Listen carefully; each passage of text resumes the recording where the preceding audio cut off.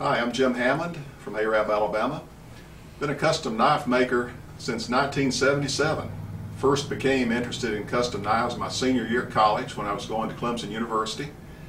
And a friend of mine showed me a custom knife by a maker from there in Spartanburg, and I was fascinated by the workmanship, the artistry in it, and even though it was only $85, it was to me a work of art with the craftsmanship that it had. And that was the inspiration. I came home that February to the first Southeastern Handmade Knife Show in Birmingham, Alabama. Met a lot of wonderful makers, got a lot of inspiration. Came home after 4 years of paying out-of-state tuition at Clemson to announce to my folks that I wanted to make knives. You can imagine how that response went over. But my dad said to give it a try for a year and see what worked. And during that time, I've never been ahead of orders, and being in 1977, that's going on over 32 years ago now.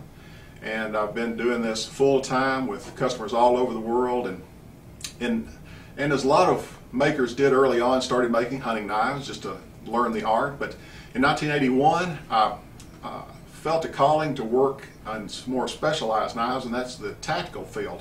At that time, the tactical knife market did not even exist as such.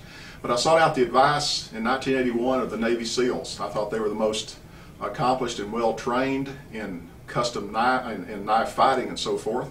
And it was at that time that I developed the SEAL-TAC, Sea Air Land Tactical model with them. And things were off and running. From that point on, I worked a lot with them and a number of other special warfare groups over the years, and they came to me with their needs. Some of the guys from Delta Group came down, and we worked on special projects for their jungle knives. And one of the most popular custom knives that I make at this time, I developed back during Desert Storm.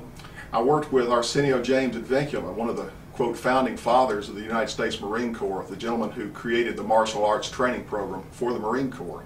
And with one of his students, with whom I developed the SEAL-TAC with years before, we worked together to incorporate Jim's designs into a piece that embodied all of his years as a retired Master Sergeant and also one of the top martial arts instructors in the world. Combine it together to create a knife that would embody his training techniques. And that knife is one that's a style knife that incorporates 4 different grip distances with it, different grip positions. You have a forward grip for working. You have first position grip. You have a second position grip that the hand can extend back on when it's being used, and it can extend back for increased chopping at the rear. The grip flares out at the front of the grip for a stop because Jim utilizes what he calls a modified hammer grip. And it has an area here, a capture cavity on the back of the blade for reinforced cut and also for utility work. A set of serrations to prevent the hand from sliding forward on the edge. Has a recurved edge for deeper slashing in a cut, and a double step guard on the double step top edge for maximum cutting efficiency. And as far as the customs go in a piece like that, form and function go hand in hand. There's no bells and whistles that I put on my pieces. For example, on the ones that developed for Columbia River over the years, they've done the SEAL-TAC, they've done other pieces of mine, the Cobra Gold, numerous pieces over the years.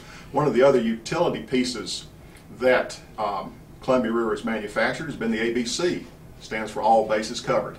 And that is a utility combination series that incorporates both the Tanto style pointed blade as well as a blunt tip safety style blade for people doing whitewater work, search and rescue, dive rescue, and so forth.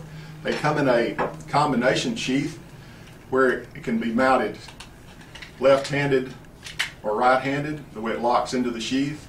It's tension adjustable, goes in and locks either way. It can be mounted and carried upside down on the safety harness on a whitewater vest. It can also be mounted with leg straps on the legs through these slots with neoprene straps, or it can also be inverted and worn as a neck knife as well. And the knife also locks in the sheath, handle on, handle off. So it's up to the user's preference if he wishes to make it an all-steel knife for ease of concealability, or if he wishes to keep the handles on for greater grip comfort. And having done this now for 32 years, a lot has changed in the market. But the one thing about Columbia River, when I first began working with them, goes back as the first maker, and that's in around 1994. And it's been a wonderful experience to see them evolve and become one of the great cutlery companies in the world. My website, jimhammondknives.com. Their website, crkt.com.